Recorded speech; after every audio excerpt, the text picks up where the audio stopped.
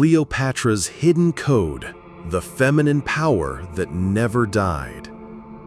If this video has reached you now, understand one thing. It is not random. It is not the algorithm.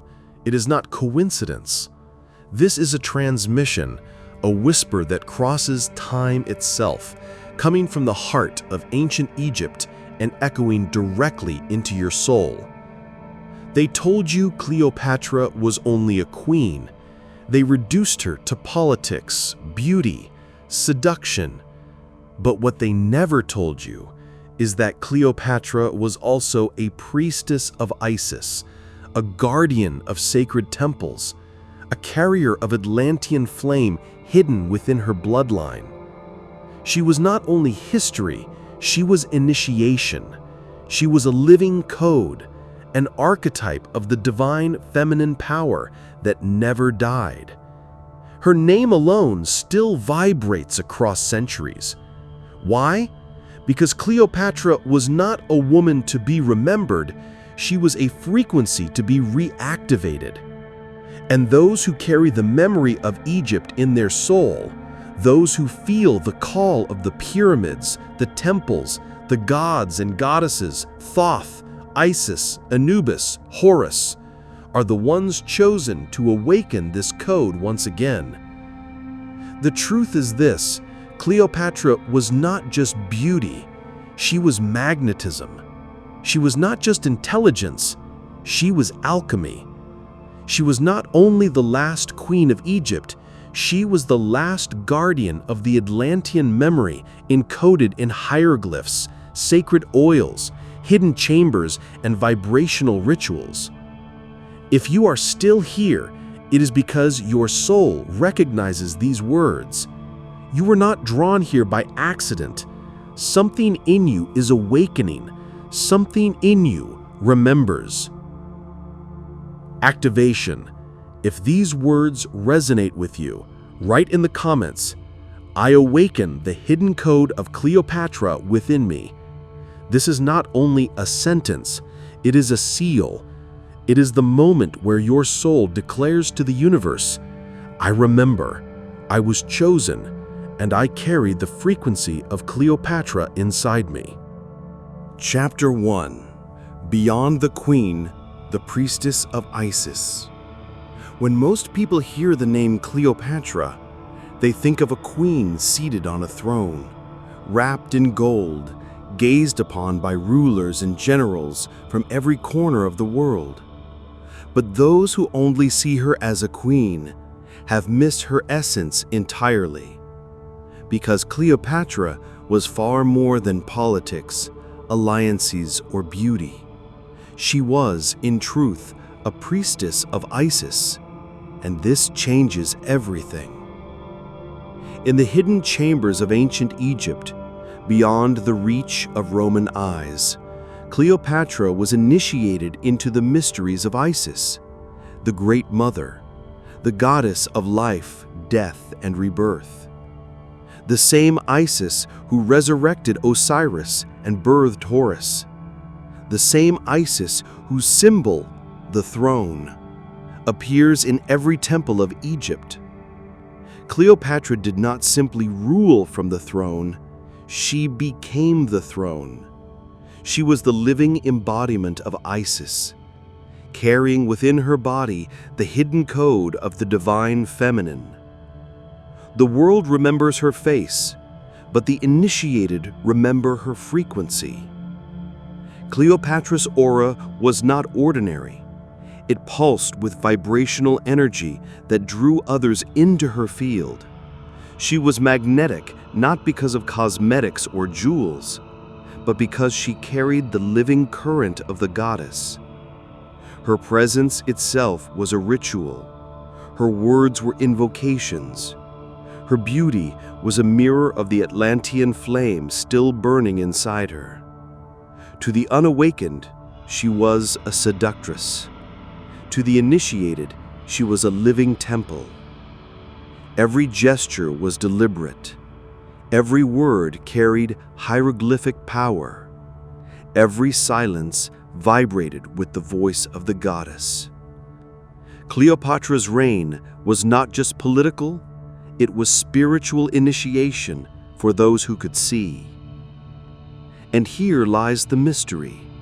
This same archetype lives inside you, the part of your soul that remembers sacred alignment, the part that knows how to carry authority without aggression, how to radiate beauty without vanity, how to channel wisdom without domination.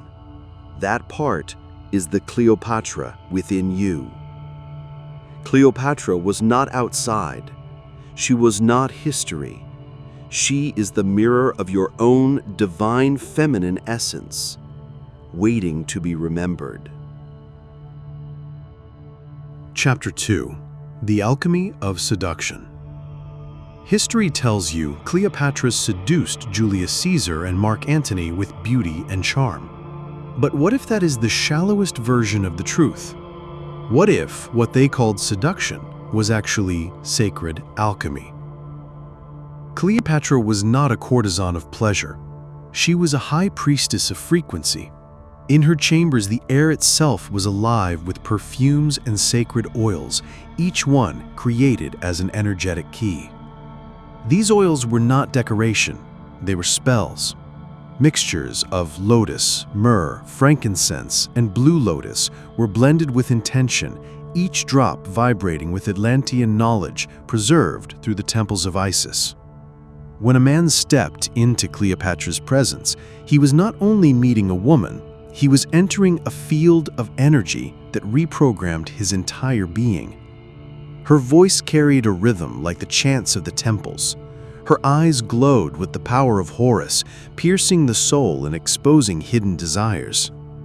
Her presence shifted the frequency of the room, bending reality without words, without force. This is why even the most powerful men of Rome, generals, emperors, leaders, fell at her feet. They did not fall for her body, they fell for her aura, her hidden code, the divine feminine frequency she embodied. They were intoxicated not by a woman, but by a living portal of ancient Egypt, a doorway into mysteries they could not name. And here's the truth hidden from you. This alchemy of seduction was never meant to remain in the past. It is not about Cleopatra alone, it is about you. The power to shift energy with presence, to awaken others with your aura, to magnetize reality without effort, this is the same gift that still lives inside your soul. They called it seduction, but in truth, it was initiation.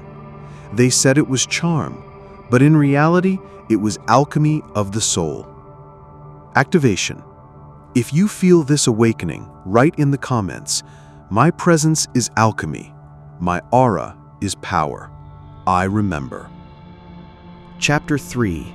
The Throne as a Temple. When the world imagines Cleopatra seated on her throne, they see politics, power, and strategy. But the initiated know the truth. Her throne was not a chair, it was a temple. Every stone of her palace was aligned with the geometry of the pyramids. Every column was carved with hieroglyphs that were not only art, but living codes. The throne itself was designed as a sacred portal, a mirror of the constellation of Isis, vibrating with hidden knowledge that only initiates to feel. When Cleopatra entered her hall, it was not a queen walking, it was a priestess entering her sanctuary. Her steps echoed like chants, her voice resonated like incantations, her gestures carried the precision of ritual.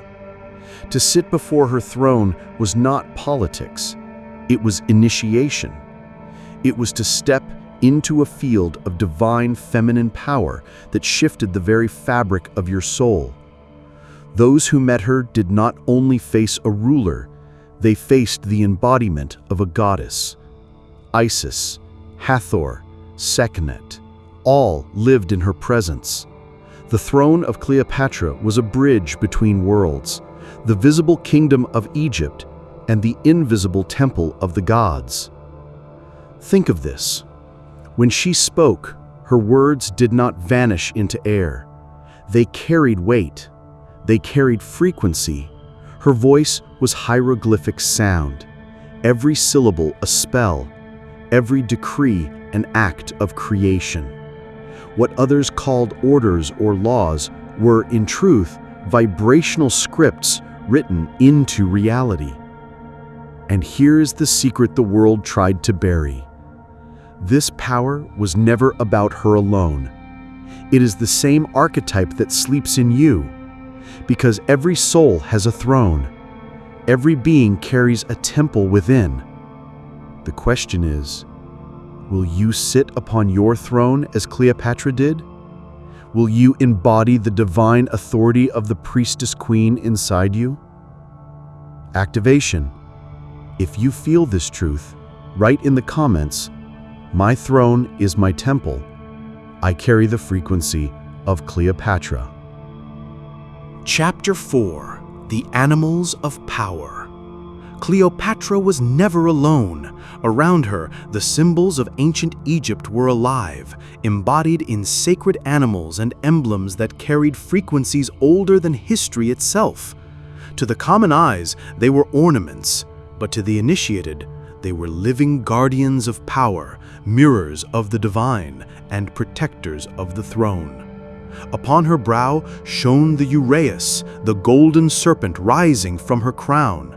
This serpent was not mere decoration, it was the sign of awakened Skechem, the vital force that flows through the spine, the same power represented by the Jed of Osiris, the pillar of eternal stability.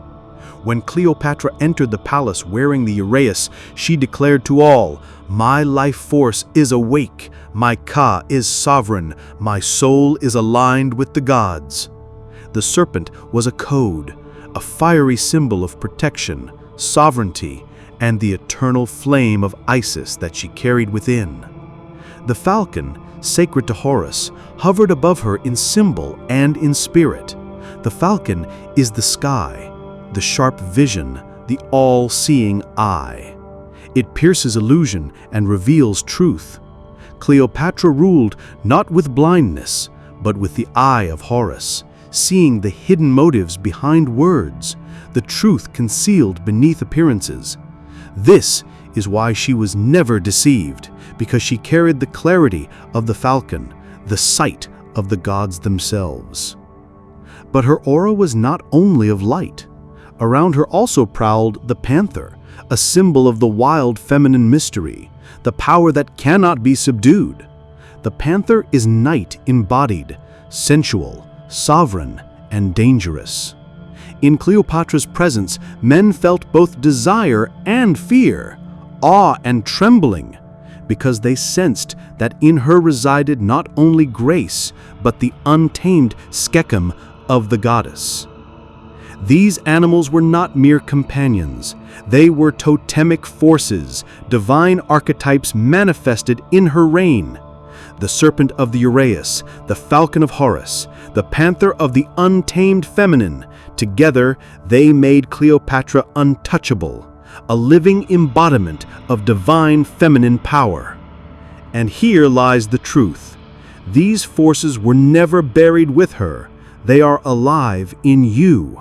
The uraeus waits to rise upon your brow. The falcon waits to awaken your inner sight. The panther waits to remind you that the feminine cannot be caged. These are not just symbols of Cleopatra. They are codes of your own soul. Chapter 5: The Last Guardian of the Atlantean Flame. Cleopatra was not only the last queen of Egypt, she was the last guardian of a much older frequency, a memory not from her time, but from before history itself. Hidden in her bloodline, carried through temples and priestesses, burned the Atlantean flame. The world knows Atlantis only as myth, but Egypt remembered. Egypt was the heir of that civilization, the vessel where fragments of Atlantean knowledge were preserved. The geometry of the pyramids, the sacred resonance of the hieroglyphs, the rituals of Isis, all of them carried echoes of that ancient continent. And Cleopatra was one of the last to embody this inheritance in its fullness. Her reign was more than politics. It was a last attempt to keep the flame alive. In the fragrance of her oils, in the spells she spoke, in the serpent crown upon her brow, lived the Atlantean codes of remembrance. When she gazed into the eyes of generals, rulers, and priests, she was not only ruling Egypt, she was transmitting a frequency of initiation that had survived thousands of years.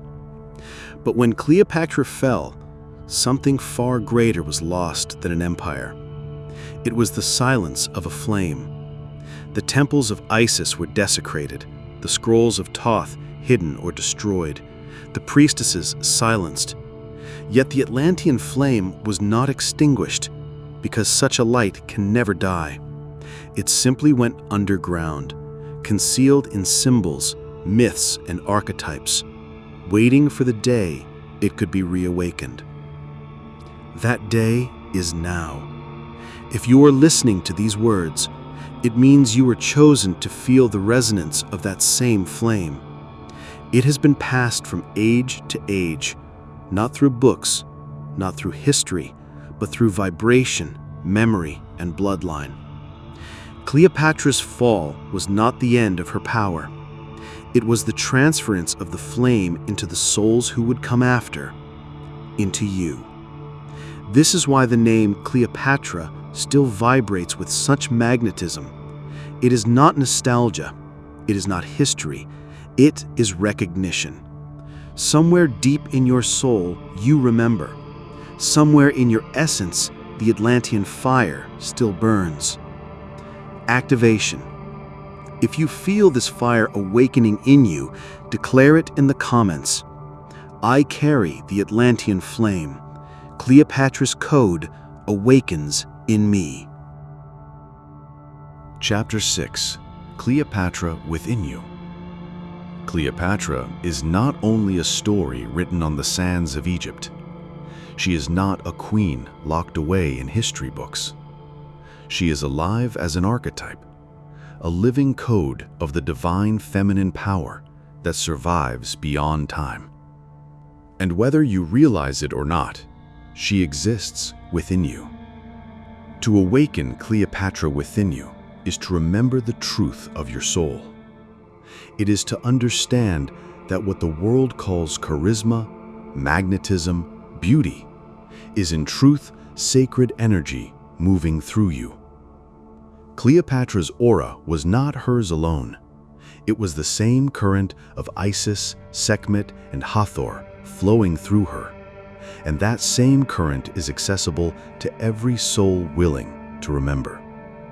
Inside you, there is a throne, invisible but eternal.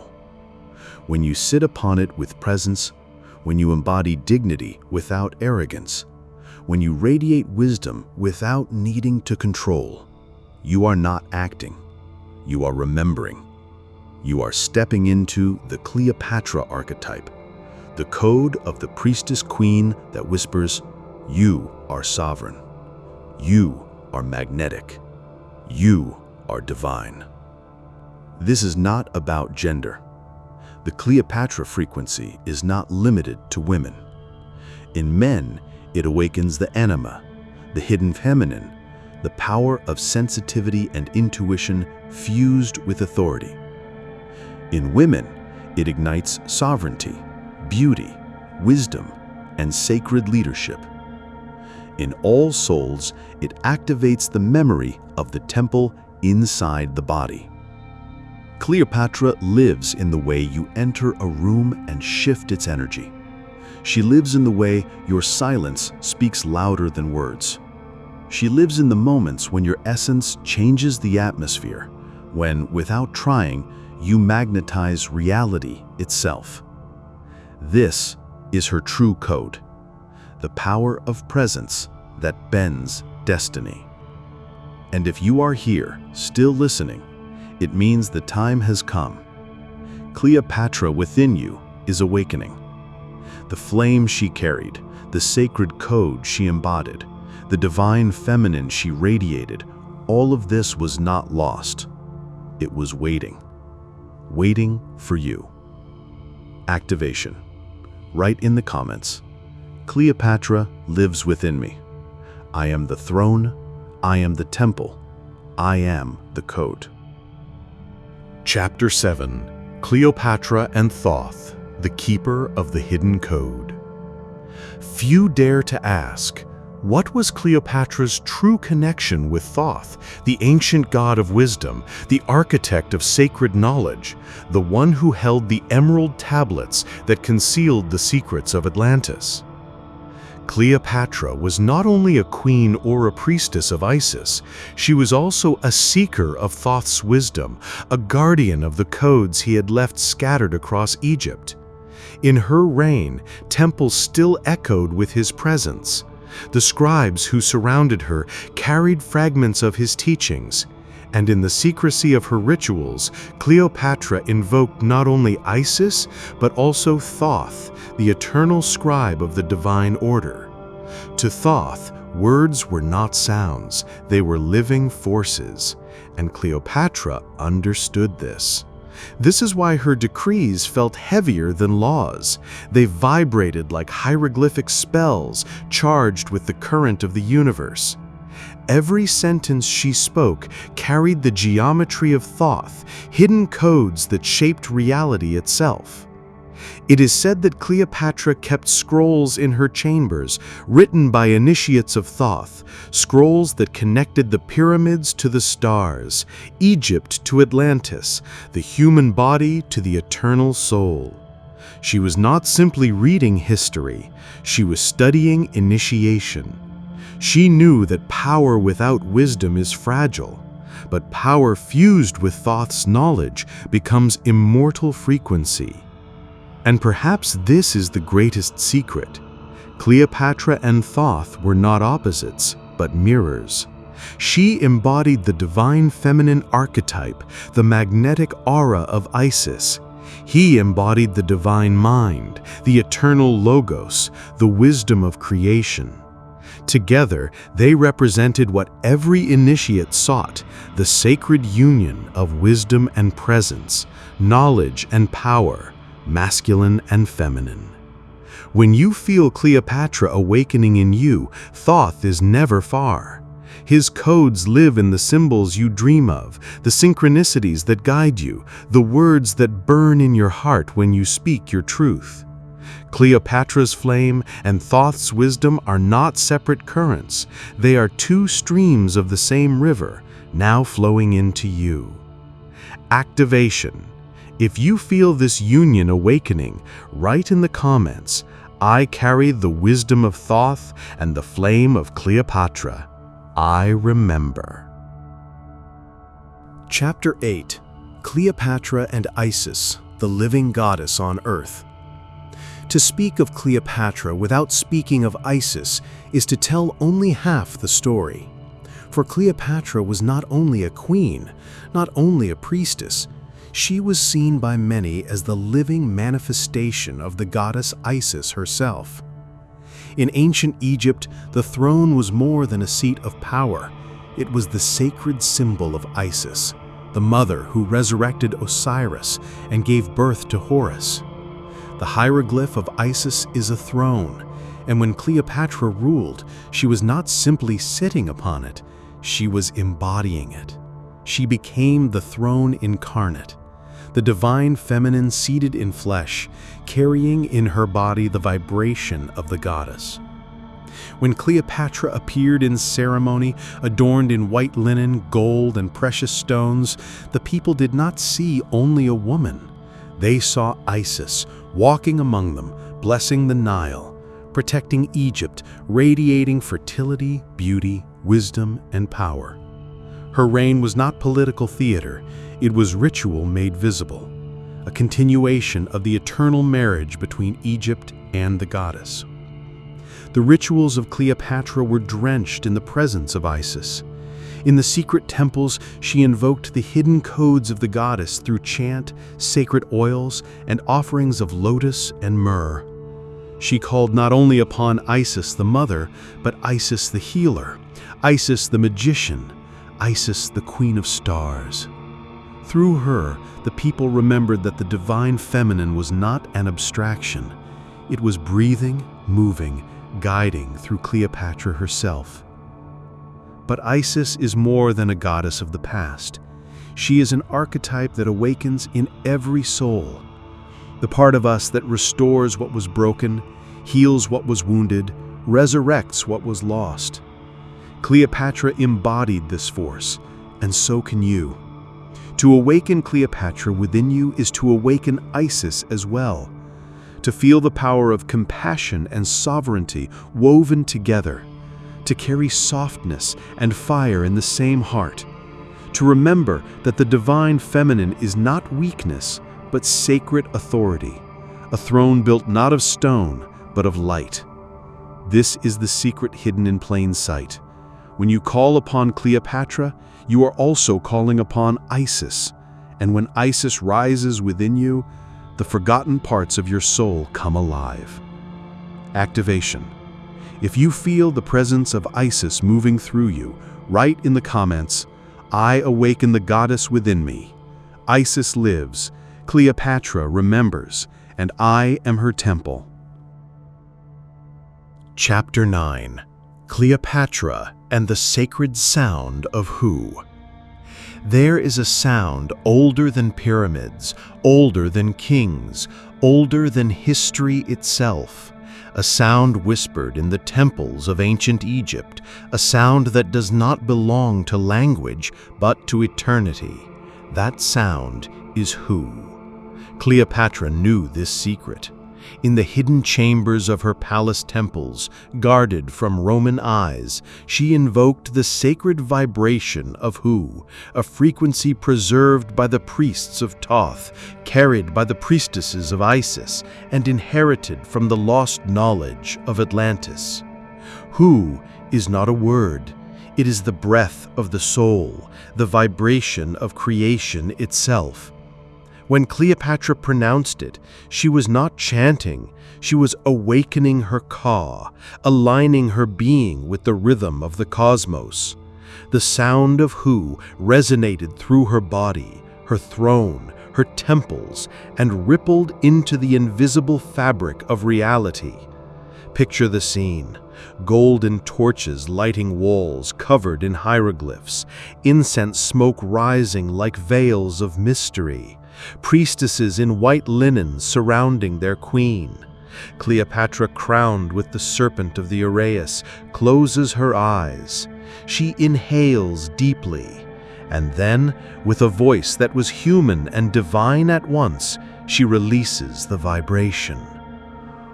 Hu. The walls tremble. The air itself vibrates.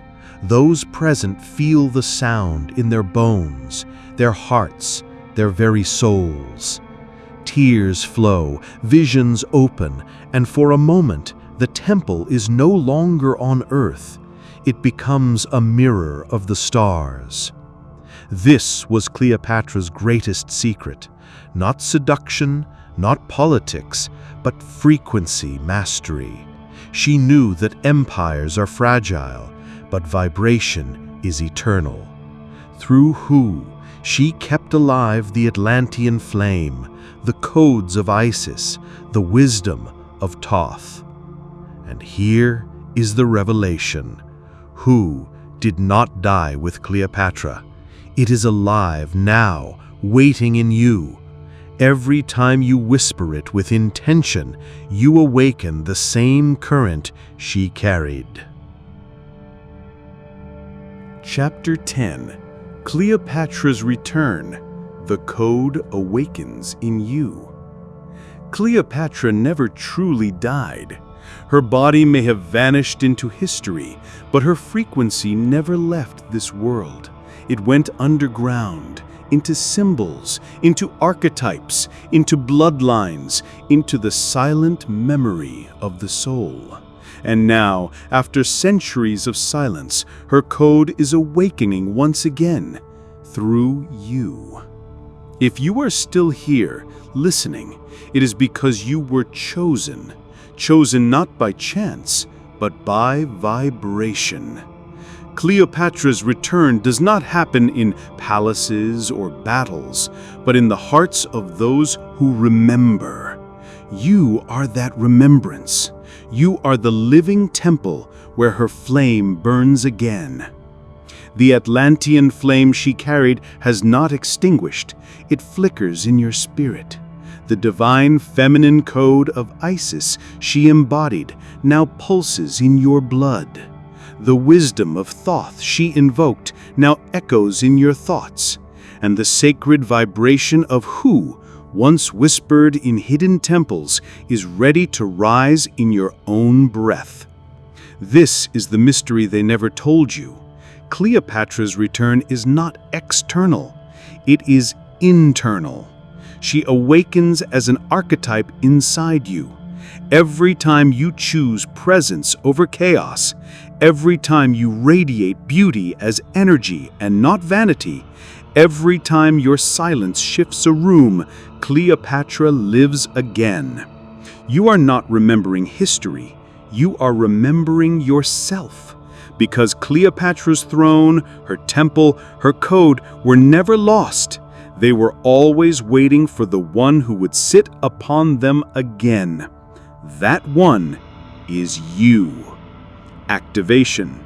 If you feel Cleopatra returning through you, write in the comments, "I am the return. Cleopatra awakens in me. The code lives." Chapter 11. Cleopatra and Ra, the daughter of the sun. Cleopatra was not only the priestess of Isis, not only the seeker of Thoth's wisdom, she was also a daughter of Ra, the living sun. In ancient Egypt, every pharaoh was considered the child of Ra, the god of light who sailed across the sky each day and descended each night into the underworld to be reborn. Cleopatra embodied this cycle not only as myth, but as living flame.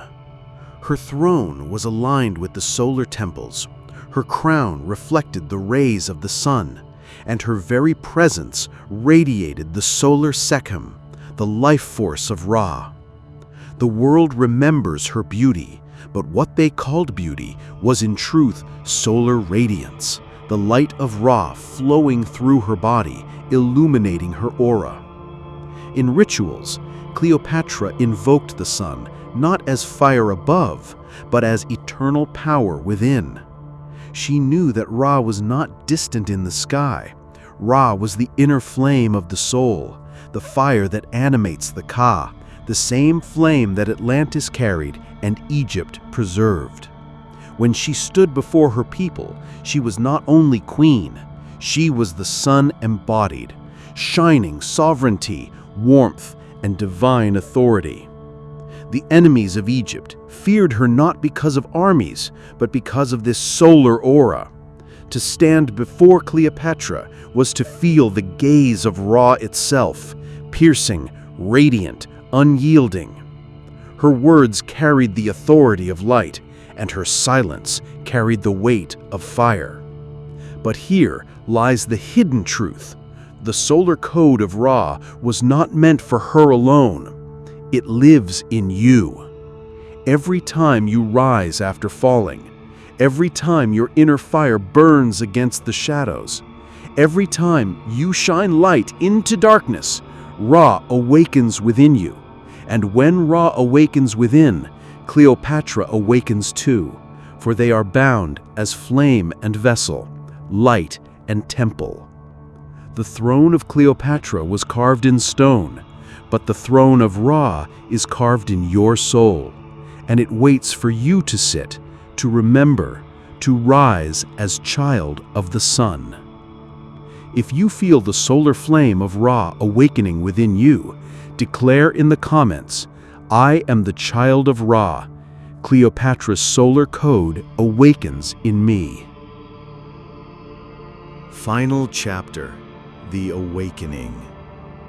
Now you understand. Cleopatra was never just a queen of Egypt. She was a priestess of Isis, a seeker of Thoth's wisdom, a daughter of Ra, and the last guardian of the Atlantean flame. Her throne was a temple. Her words were spells. Her aura was vibration, and her very life was initiation. But all of this was not meant to remain in the past. Cleopatra's flame was not extinguished. It was hidden, waiting for the ones who would remember, waiting for you. If these words stirred something inside you, it is because her frequency is already alive in your soul. The serpent of the Uraeus waits to rise upon your brow. The falcon of Horus waits to awaken your vision.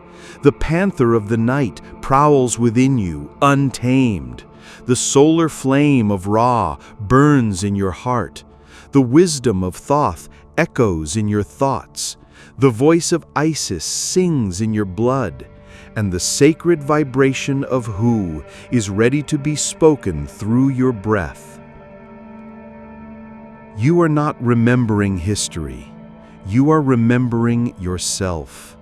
You are not listening to a story. You are listening to a call. Cleopatra is not outside. She is inside. She awakens now as an archetype, a frequency, a code vibrating through your being. This is your moment. The Nile still flows. The pyramids still hum. Isis still watches. Thoth still writes. Ra still shines, and Cleopatra still lives through you. Final activation. If you feel chosen, write in the comments with full power, Cleopatra awakens in me. I am the temple. I am the code. I remember.